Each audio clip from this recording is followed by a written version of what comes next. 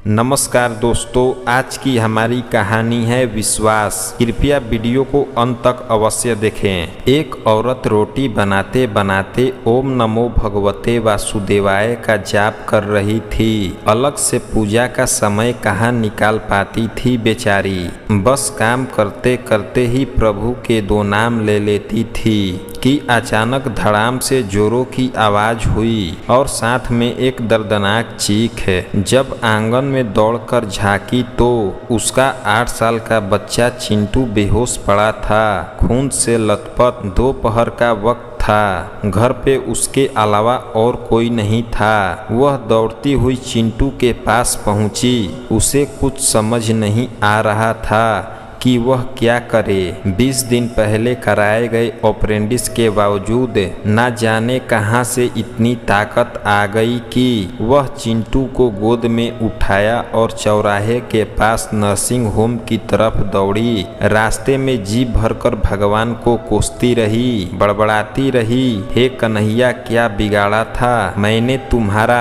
जो मेरे बच्चे के साथ ऐसा किया।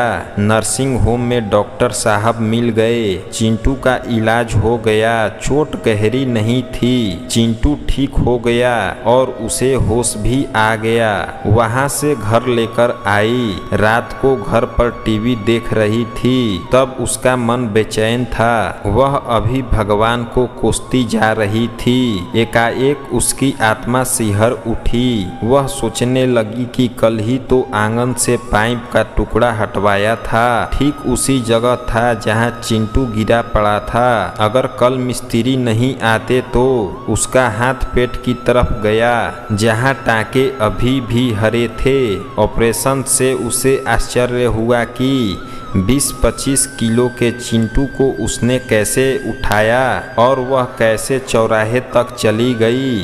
वैसे तो वह कपड़े की बाल्टी तक छत पर नहीं ले जा पाती थी। फिर उसे ख्याल आया कि डॉक्टर साहब तो रोज 1 बजे चले जाते हैं, तो आज 2 बजे तक वहाँ कैसे थे। उसके जाते ही तुरंत इलाज हो गया, मानो किसी ने उन्हें रोक रखा था। अब वह सारा खेल समझ चुकी थी। उसका सर प्रभु की चरणों में श्रद्धा से झुक गया।